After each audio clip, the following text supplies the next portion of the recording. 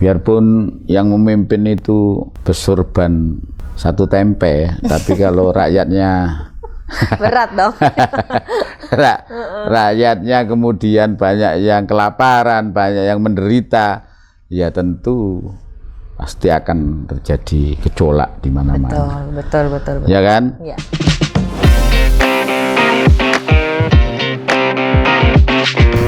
Assalamualaikum Times Lover, luar biasa senang sekali saya Indah Andara masih bisa menyapa teman-teman semua di Ngopeni Rakyat, persembahan dari Times Indonesia. Ngopeni Rakyat memang podcast yang kita siapkan khusus untuk Bapak dan juga Ibu dari Dewan Perwakilan Rakyat Daerah Provinsi Jawa Timur, di mana kita bisa berbincang lebih jauh dan juga mengetahui apa saja tugas dan fungsi dan apa saja yang sudah dilaksanakan atau sudah dilakukan oleh Bapak Ibu Dewan dari DPRD Provinsi Jawa Timur. Kali ini kita sudah kehadiran sosok yang sangat luar biasa. Beliau adalah sosok senior yang malang melintang di dunia perpolitikan, mulai dari mengurus kota Surabaya dan sekarang mendapatkan amanah besar untuk menahkodai satu provinsi, yaitu Provinsi Jawa Timur. Beliau adalah Ketua DPRD Provinsi Jawa Timur, Bapak Musyafaq Rauf, atau yang lebih akrab disapa dengan Cak Syafaq. Assalamualaikum. Waalaikumsalam warahmatullahi wabarakatuh. Terima kasih. Masya Allah, lebih seger, lebih happy nih kayaknya, Cak. Apa? Lebih seger, lebih happy. Alhamdulillah. Ini biasanya kalau mukanya sumringah begini sesuai isi hati, hatinya bahagia nih. Insya Allah. Min sana ing corpore sano. Baik, Cak Syafaq, tentunya terima kasih banyak sudah menyempatkan waktunya untuk berbincang bersama dengan kita di podcast Ngopeni Rakyat, masih bersama dengan Times Indonesia. Tentunya dari kemarin-kemarin kita sudah punya topik atau tema yang menarik sekali untuk kita perbincangkan.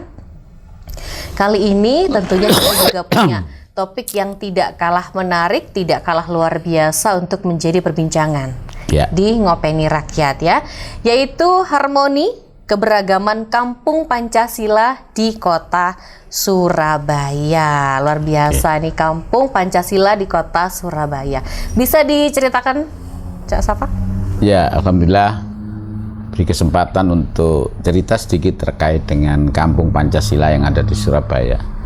Sebenarnya kan Pancasila itu bukan mantra, bukan bacaan-bacaan yang dipakai untuk bisa mempengaruhi orang seperti akhirnya menjadi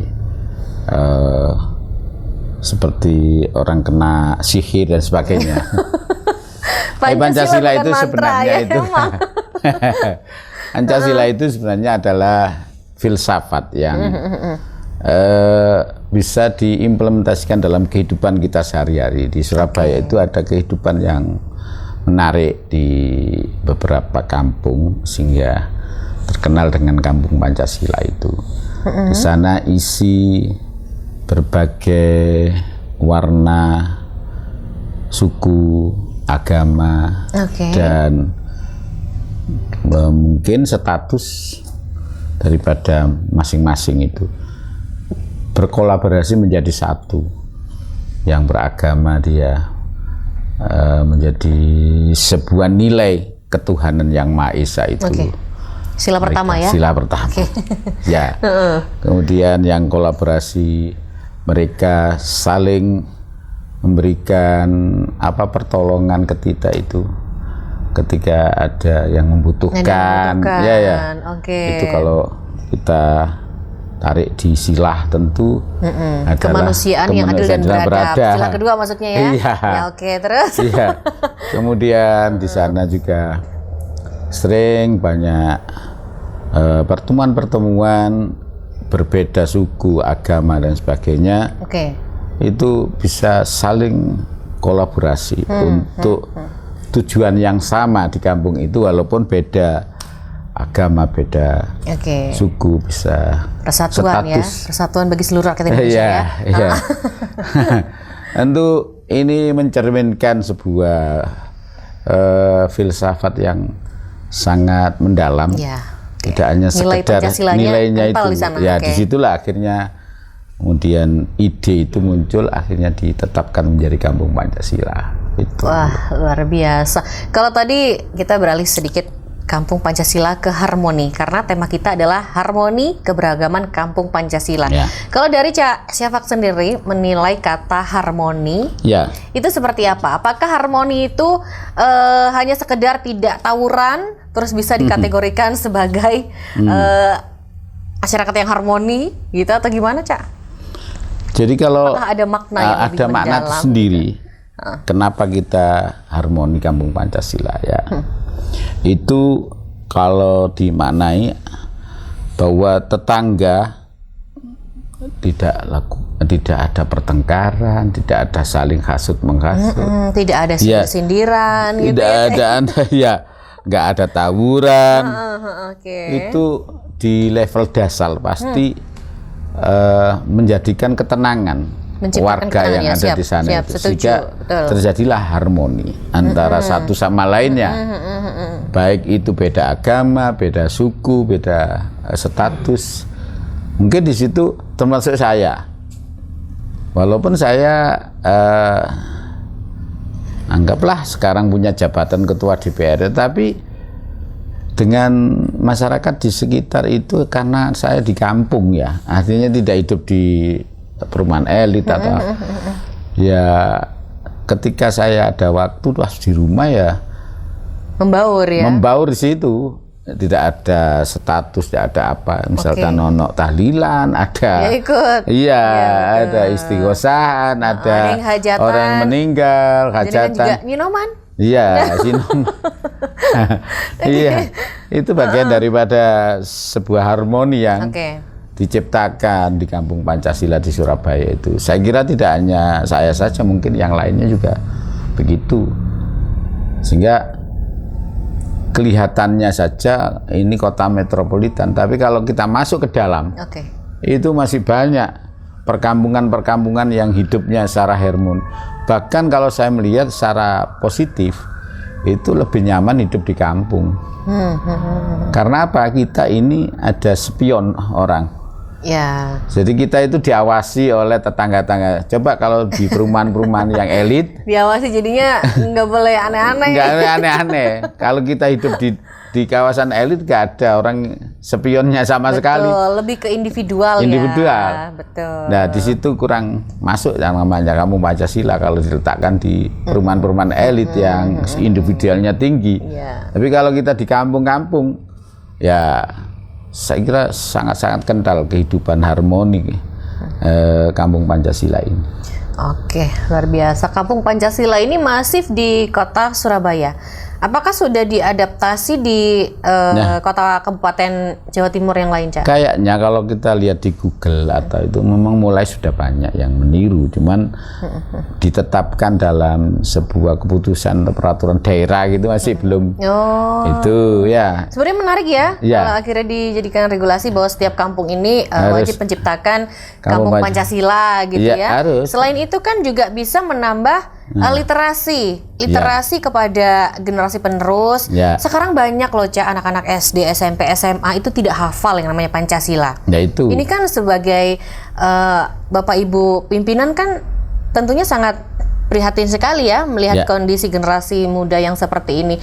Mungkin kedepannya bisa, Cak, dijadikan perda bahwa setiap kampung itu harus menerapkan Kampung Pancasila. Ya. Mungkin melalui podcast ini didengarkan oleh Bu Gubernur atau teman-teman yang ada di eksekutif, bahwa kita menciptakan Kampung Pancasila itu jangan ego-egoan karena ini idenya Surabaya, kemudian provinsi nggak boleh gengsi tidak membuat perda gitu ya. Oke. Ya, saya kira dari manapun ide bagus, kemudian manfaat besar di masyarakat itu sangat layak untuk kita Siap. terima dan kita contoh Duplikasi ya, untuk diduplikasi ke kabupaten daerah-daerah. kota yang Betul. lain. Menjadi jurisprudensi di daerah-daerah lain. Karena kalau istilah kenapa yang baik itu tidak diambil, padahal itu sangat bermanfaat. Nah, ini tidak boleh ego-egoan antara pemerintah provinsi, kabupaten kota, kemudian ide ini walaupun dari Surabaya awalnya. Saya yakin di daerah lain itu banyak terjadi kampung Pancasila, cuman belum dilabeli secara khusus. Ya, saya yakin bahwa daerah-daerah lain atau kampung-kampung lain beride juga untuk bisa menciptakan, bahkan mungkin lebih dari Surabaya. Ada kampung itu yang sangat harmonis, silat, masyarakatnya itu sangat tenang, mawaddah warahmah antara satu sama lainnya. Tetapi mereka belum memberi nama. Ini ruhnya sudah ruh kampung Pancasila, cuma belum dikasih label oleh pemerintah daerah, belum ada penghargaan, belum ada pengakuan. Oke, beda lagi kalau itu memang harus disetarakan gitu ya. Kalau harus disetarakan kan mau tidak mau akhirnya duplikasi tadi harus diterapkan, di mana kisahnya tadi atau filosofinya juga harus menjadi pedoman untuk diterapkan di tempat itu gitu ya, Cak ya. Betul, ya. Oke. Ya. Terus bedanya kampung Pancasila dengan kampung biasa itu apa? Apakah karena gapuranya doang atau apa? Atau kampung Pancasila ada gapura sendiri gitu yang berbeda? Enggak. Jadi kampung Pancasila itu ciri khasnya adalah orkestrasi antara masyarakat yang ada di situ itu. Ibarat itu sing bagian kendang, bagian seluring itu semua diorkestrasi, akhirnya menjadi suara yang indah kalau didengar. Bahasa kinayahnya seperti itu. Hakikatnya sebenarnya ketika di kampung itu satu sama lainnya berorkestrasi, misalkan yang satu dia orang memang dia kemampuannya atas, kemudian yang satunya berlebih, yang satunya ini tenaganya yang terbatas, sementara yang satunya tenaganya ini berorkestrasi. Kalau itu dikolaborasikan jadi satu, itu menjadi sebuah orkestrasi yang rasanya didengar, diamati, itu nyaman. Banyak kalangan-kalangan di tengah masyarakat itu yang egonya tinggi, walaupun dia itu sebenarnya punya kemampuan untuk bisa berorkestrasi dengan lain. Karena ini ego dan tidak mau membaur bersinergi, maka akhirnya kampung itu tidak begitu harmoni. Terjadilah satu sama lainnya, misalkan kalau kita harmoni, kalau kita kampung Pancasila, ada siapapun masuk di situ, misalkan orang asing yang tidak tahu kita identitasnya, kemudian tiba-tiba di situ dia adalah perakit bom misalkan kayak gitu, kalau kamu harmoni gak mungkin terjadi. Betul. Karena satu sama lainnya mengenal, satu sama lainnya tahu identitas, satu sama lainnya guyup begitu ya. Itu misalkan narkotika. Kalau terjadi di kampung yang harmoni, kampung Pancasila, nggak akan terjadi. Karena apa? Nah, tapi kalau ada kampung itu kemudian mendukung terhadap apa tadi, misalkan orang-orang yang bukan mendukung, lebih ke acuh tak acuh mungkin akhirnya bisa timbul masyarakat yang melakukan tindakan-tindakan negatif yang tidak terendus ya oleh tetangga-tetangganya. Tiba-tiba di sini digerebek loh ternyata, kan itu ya. Betul. Itu karena tidak harmoni, kurang harmoni lah. Sehingga satu sama lainnya tidak saling tahu, tidak saling kenal. Watawasobil haqi watawabisober itu nggak ada saling mengingatkan barang-barang yang benar, kesabaran, kemudian saling membantu dan sebagainya. Itu. Iya, semoga dengan adanya podcast kita yang kali ini bisa menjadi inspirasi begitu ya, Caya. Untuk akhirnya kampung Pancasila ini diduplikasi di seluruh Indonesia. Tidak hanya di Jawa Timur saja, tapi di seluruh Indonesia, agar generasi penerus ini paham betul apa sebetulnya makna-makna dari Pancasila tersebut. Ini sangat menarik sekali ya, Cak ya. Apalagi kalau itu diterapkan, betul-betul diterapkan, tidak hanya dilabeli saja bahwa ini kampung adalah kampung Pancasila, tapi tidak ada penerapannya di sana. Tapi kalau itu sudah menjadi kampung Pancasila, lalu setiap harinya ini ada kegiatan. Hurufnya sudah Pancasila kan gitu ya? Iya. Ada kegiatan di sana yang akhirnya bisa semakin mendekatkan masyarakatnya, itu keren banget itu, Cak. Betul. Ya.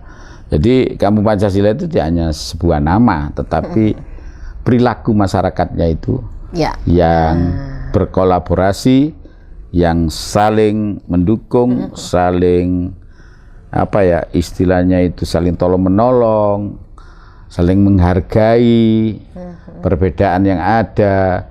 Kemudian kalau ada misalkan sampah dan sebagainya, mereka saling berkolaborasi untuk bisa mengelola, walaupun paling tidak memilah. Ya. Itu bagian daripada Pancasila juga. Betul. Ya kan? Karena lingkungan ini ketika di situ banyak sampahnya, sudah nggak menarik. Karena kesadaran masyarakatnya artinya minus begitu ya. Iya. Jadi itu sangat penting, nilai dan makna secara hakiki Pancasila tidak hanya itu adalah bacaan-bacaan yang dihafal semata, tetapi tidak diimplementasikan dalam kehidupan sehari-hari, ya belum dikatakan Kampung Pancasila. Oke, baik. Ini sesuai data di Jawa Timur itu ya. Di Jawa Timur itu masyarakat Jawa Timur itu memiliki angka kerukunan tertinggi, yaitu 77,8%. Ini tertinggi di Pulau Jawa loh, Cak. Tapi ada riak-riak kecil pastinya. Betul. Begitu ya, Cak ya? Ya. Seperti contohnya ada yang viral beberapa waktu yang lalu, itu gangguan ibadah di Gresik. Nah, gimana sih model Kampung Pancasila ini bisa mencegah agar hal tersebut tidak terjadi lagi? Apa resepnya dari Jawa Timur sendiri? Ya, jadi kalau angka tadi panjenengan sebut, kita itu sudah tinggi 77,8 persen, angka yang cukup fantastis kalau dibilang bahwa Jawa Timur dengan suku dan budayanya yang beraneka ragam, lebih-lebih suku Madura yang banyak kan itu sepertinya ekstrim gitu ya kalau ada kata-kata, padahal enggak, di Jawa Timur itu baik-baik saja. Dengan data yang ada 77,8% ini patut kita syukuri. Itu modal sosial yang mahal. Tapi kita nggak boleh lengah bahwa pada suatu saat Malang pernah ada ditemukan seorang ahli bom di Batu kalau nggak salah, itu Nurdin Top dulu ya. Tiba-tiba iya kan. Begitu juga di Surabaya, tiba-tiba ada di daerah Medokan sana. Terus ada lagi sekarang ada cerita di Gresik. Dan itu dinamika yang terjadi di tengah-tengah masyarakat itu kita tidak boleh lengah. Dan kapanpun dan siapapun pasti kalau itu masuk pasti ada masalah.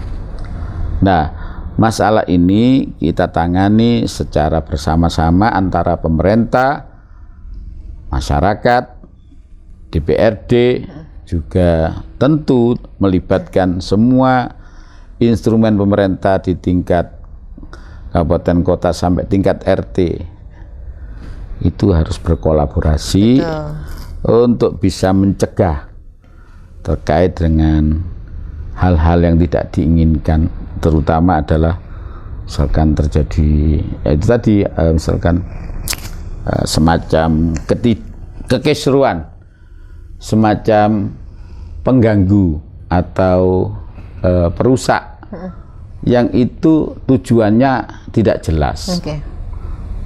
Nah, disitulah butuh Kampung Pancasila dengan menekan dan menciptakan sebanyak-banyaknya untuk meningkatkan persentase ketenangan di Jawa Timur.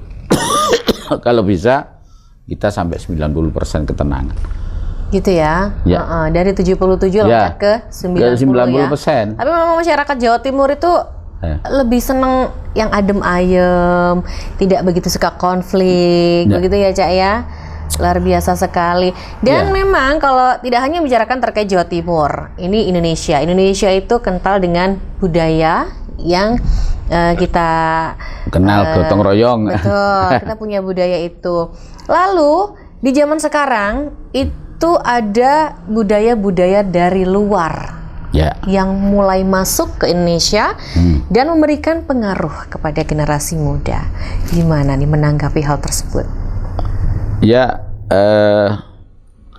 dunia semakin terbuka, dunia semakin global, artinya tidak ada sekat lagi antara negara satu dengan negara lain.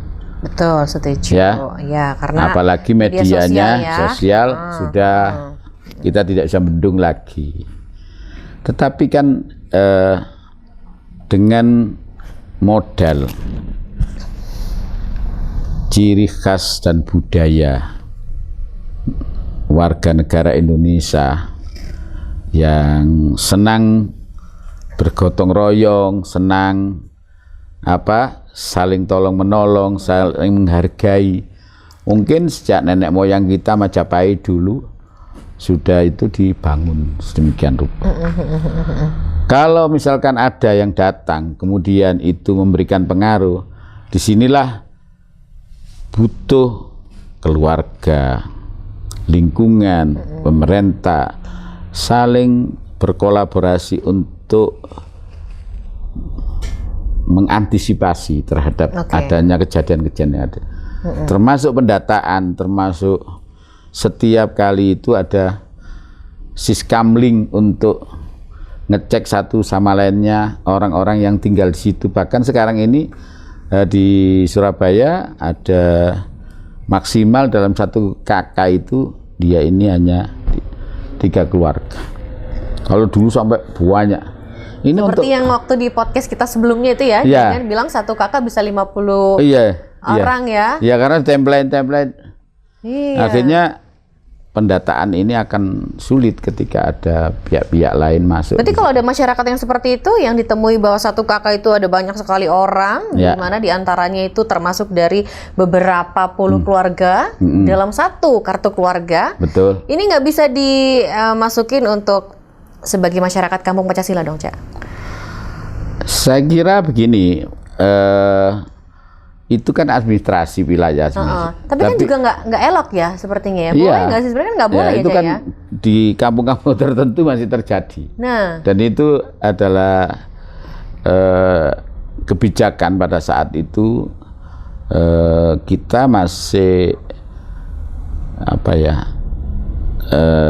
masih kemasukan kebijakan yang tidak kita inginkan sebenarnya, tetapi tidak ada regulasi melarang.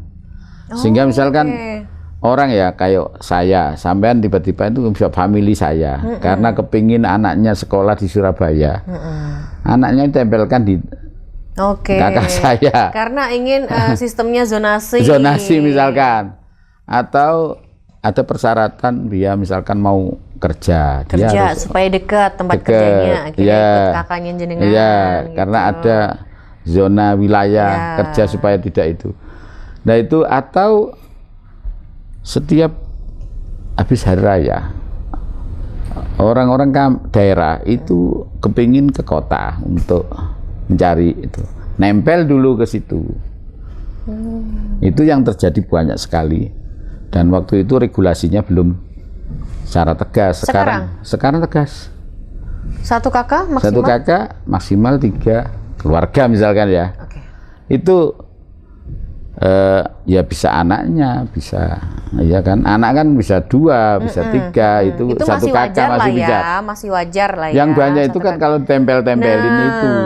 Nah di situ untuk mempermudah ngawasi siapa sih penghuni di RT ini, penghuni di rumah ini, di kakak ini, apakah ada orang asing yang tidak dikenal itu. Khawatirnya seperti itu, mengaku sebagai keluarga, tapi ternyata orang yang kontrak di situ. Nah, akhirnya tidak bisa terdeteksi oleh keamanan ada link di Siskam link yang ada.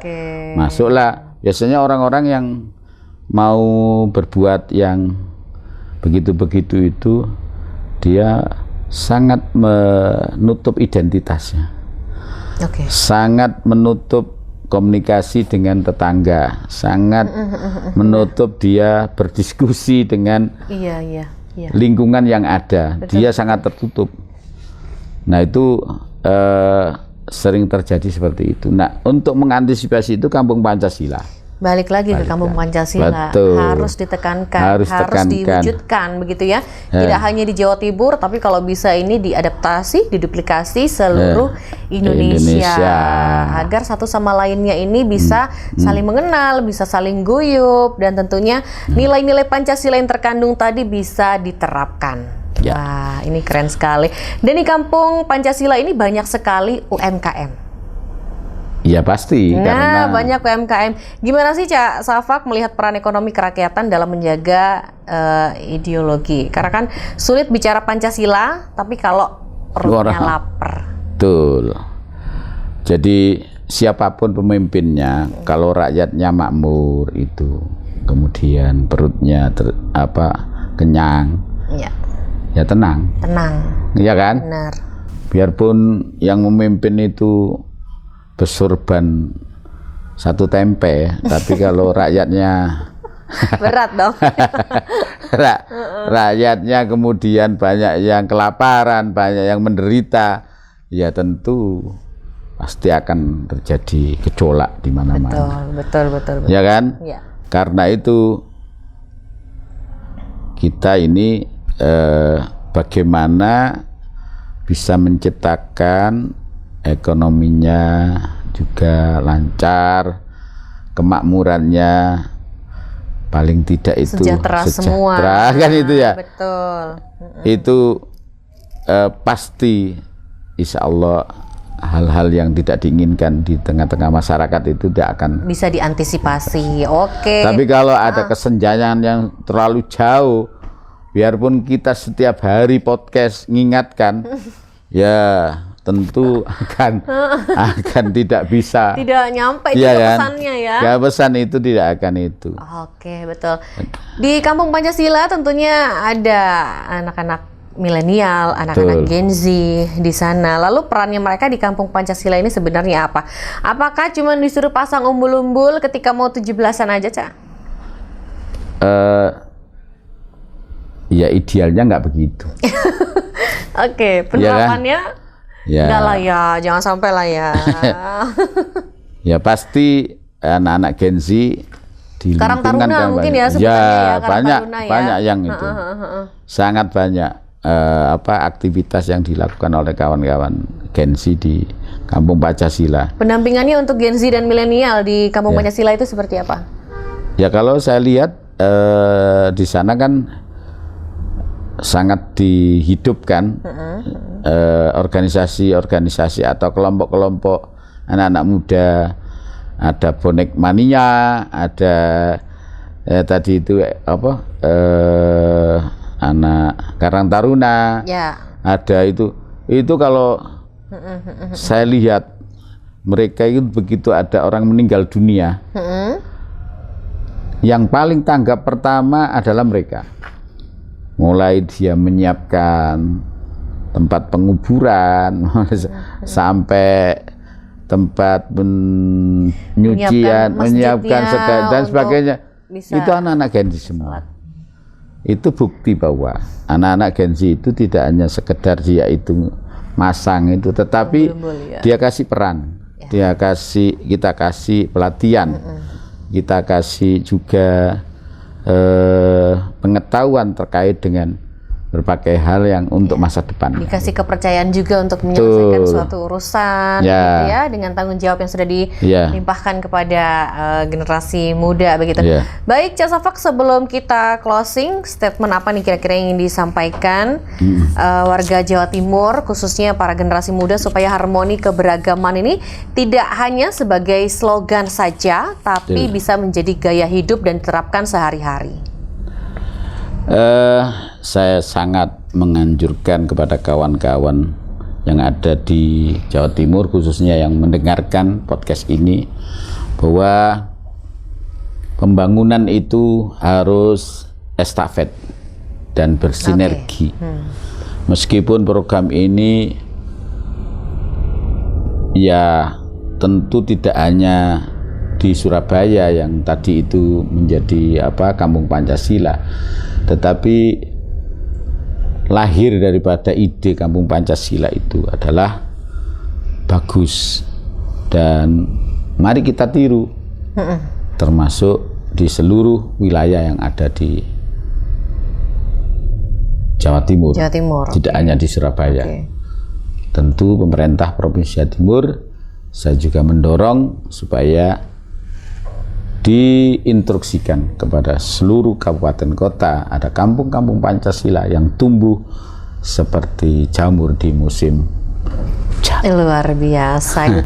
Ya, itu tadi pesan dari Cak Safak, dan tentunya dengan adanya podcast ini semoga legislatif bisa mendorong eksekutif melalui dinas-dinas terkait supaya kampung Pancasila ini bisa ada di seluruh kabupaten kota di Jawa Timur, begitu ya Cak ya? Ya, insya Allah, insya Allah. Amin, kita doakan, kita tunggu progresnya. Ya, Cak Safak, luar biasa. Ya, kita juga akan melakukan sebuah diskusi di kawan-kawan DPR, masing-masing komisi yang membidangi itu bersinergi kepada OPD-OPD yang ada untuk bisa menciptakan kampung Pancasila yang harmoni. Baik, semoga podcast ini bisa menjadi tambahan pengetahuan untuk Times Lover dimanapun Anda berada yang menyaksikan Ngopeni Rakyat. Cak Safak, terima kasih banyak atas waktunya. Semoga kita bisa bertemu lagi di lain kesempatan dengan kesempatan yang lebih bahagia, begitu ya. Sehat selalu untuk Cak Safak. Amin, sama-sama ya.